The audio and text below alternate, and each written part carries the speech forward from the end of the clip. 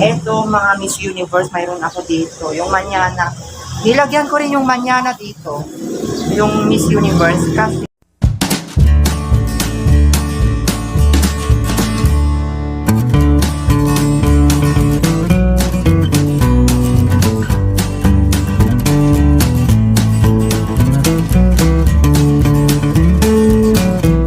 hello mga kalisen, welcome back to my channel. This is Indayani, ang Rayna ng Tahanan. At kung bago ka pa lang sa aking YouTube channel, huwag kalimutang mag-subscribe at i-like at i-click na rin ang tiny bell button down below para updated ka sa aking mga panibagong video. Ngayong araw,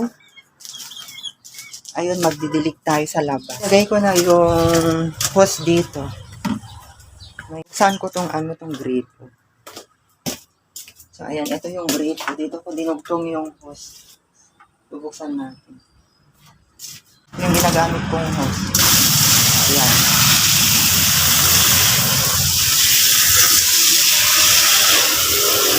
Pero yung isa dito na mahal. Ayan po.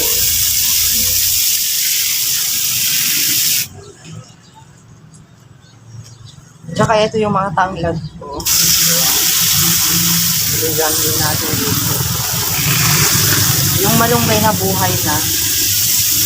Ito na buhay na. Saka dito mayroon din akong kamatis dito. Ayan. Dati dito ko nilagay yung mga talong na inano ko, pero nilagay ko na dito sa likod. Kaya puro dito halaman na lang yung nilagay ko dito para ito, tignan yung mga kalisen, mayroon akong ano dito, bulaklak. May bulaklak din dyan.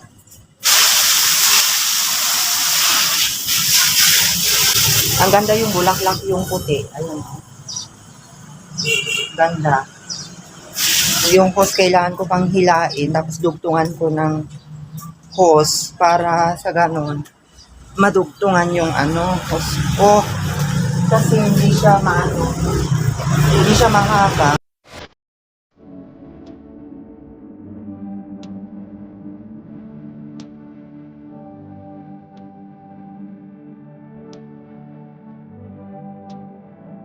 So, itong halaman na to, oliva. Saka ito, watering plant. Watering plant, mayroon din ako.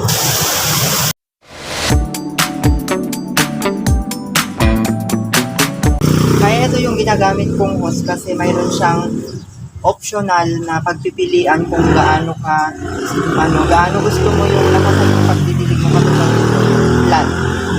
Mayroon ding shower. Yeah. Mayroon ding jet. Mayroon ding mist. Depende kasi para hindi yung halaman mo pag diniligan mo. Ito yung Miss Universe.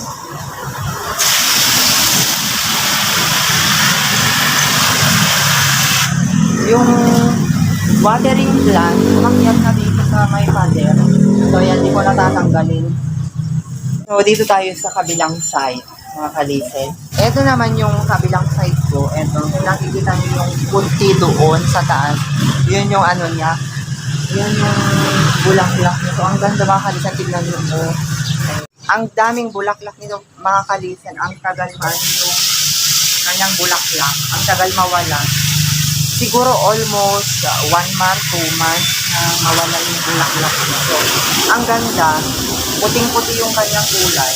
Ako pinili ko itong flat kasi pag ganyan, katulad yan, nahuhugasan yung kanyang dahon, dala ng alikabok para mapreskuhan yung dahon ng iyong alaga.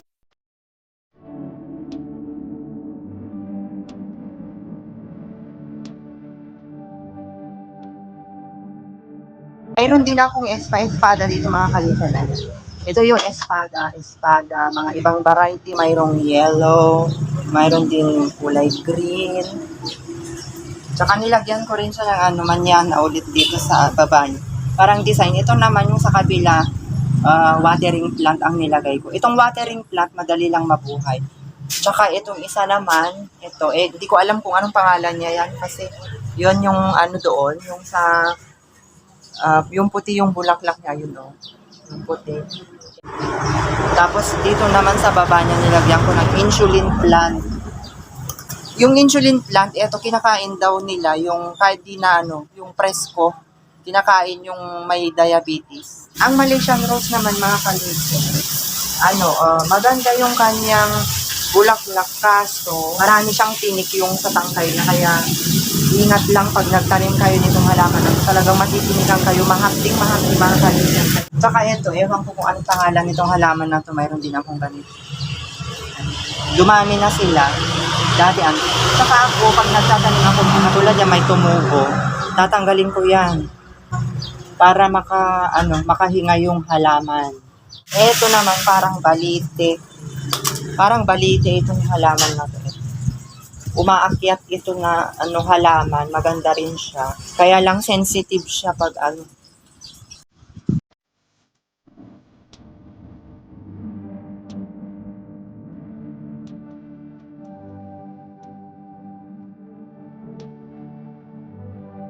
Mayroon pa akong halaman dito. Ito. Ayan. Hindi ko alam kung anong pangalan nitong halaman na to, kalisan. Kaya lang, alam mo, ang ganda yung halaman nito mga kalisan. Ang tagal mawala yung kanyang bulaklak. Bale, nakailan na ako. Isa doon sa harap mga kalisen. Pangalawa dito. Tsaka pangatlo.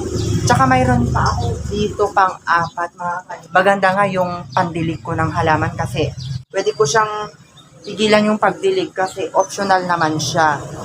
So, yun yung maganda. Kaya, yan, nabibili sa Shopee. Eto, mga Miss Universe, mayroon ako dito. Yung manyana. Nilagyan ko rin yung manyana dito. Yung Miss Universe kasi maganda siya na pang-design kasi green nga. Green na green yung mga Miss Universe dito. So, pinahaluan ko siya ng iba-ibang kulay para mag-reflect yung Kaya lang, konti lang yung nabuhay pa muna na manyana. Eto, yan lang. Ayan, eto. So, mayroon din akong Bird of Paradise. Eto, kung nakikita nyo. Bird of Paradise, mga kalison. Ayan, nilagyan ko rin siya ng manyana dito sa may So, ayan. Ito yung manyana yan. Dami kong mga welcome plant. Kauna-unahan kong halaman na tinanim. Kaya, pero ang ginawa ko, alternate ko dito sa pag-ayos ng halaman ko dito sa garden ni na Bossing. Alam nyo ba na mayroong technique yung pag-design ng mga halaman? Katulad yung welcome plant. Halika, ipapakita ko sa inyo. Example ko lang to. Etong welcome plant, pag Burma, December, ganyan, nilalagyan ko siya ng ribbon. Ayan, pang design yung ribbon. So, ayan, para mag-reflect yung kulay kasi pure na green. Tsaka maganda to pag pinupunasan mo yung bawat dahon niya kasi kikintab siya mga kalisen. Yung dahon niya pag pinunasan mo talaga. So, maganda yung kalalabasan yung halaman mo pag alam mong alagaan yung halaman mo, alam mong diligan, alam mong ilagay kung saan ba yung pwede niya. Kasi hindi lahat ng halaman pwede sa araw, hindi naman lahat ng halaman pwede sa indoor, sa loob ng bahay. Kailangan din nila yung ma-refresh sa labas at syempre diligan mo talaga. Hindi naman ako araw-araw na nagdidilig mga kalisen. Every other day, depende sa weather. Kung uulan, hindi na ako magdidilig. So, ang dinidiligan ko na lang, usually, dito. Pero dito kasi plant box. Plant box dito noon. So, kaya pinalagyan nila ng plant box kasi mayroong lababo doon. Pag-agusan ng tubig. Para yung tubig na lumalabas sa lababo, diretso na yung dilig dito sa plant box. So, ayan. Pero yung, kasi yung lababo, dito lang talaga naanuhan yung tubig. So, usually dito talagang didiligan ko kasi hindi na aabot yung tubig dito sa harap. So, ipagpapatuloy ulit natin yung pagdidilig mga kalisen. So, dito talaga, pinupukusan ko na diligan. Kasi kailangan diligan dito kasi yung mga gulay. So, kung mabuhay sila. So, dito naman tayo sa likod. Ito ako. Paikot kasi ito ay naano na yun. Paikot kasi dito, yung hose hindi naman umaabot. Kaya dinudugtungan ko siya ng hose. Kaya lang, pag dinugtungan mo, every time na lilipat ka kung saan ka pupunta, kailangan mong hilain para maabot mo yung diligan mo. So, ayan. Ayan mga kalisen, mayroon akong dito. Mayroon akong mga talong dito, ayan. Doon. Galing doon sa ilalim ng salamagi nito. Nilipat ko na dito para magsama sila. Ayan. Kakadilig ko lang din ng isang araw. Kaya ayan yung pagdidilig ko ng mga halaman. Ayan.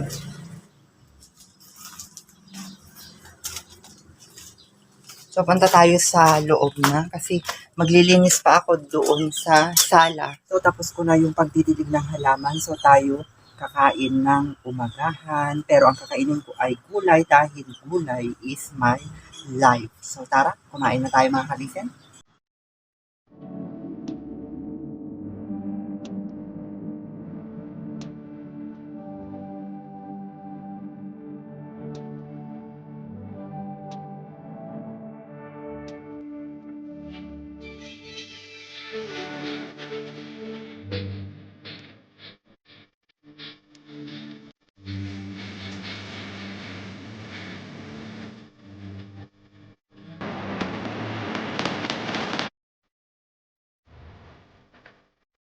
Thank you watch my video and please do continue to follow my page and Official Yani, and please do subscribe also on my YouTube channel and Official Yani, and please don't forget to like, share this video. Until next time, bye!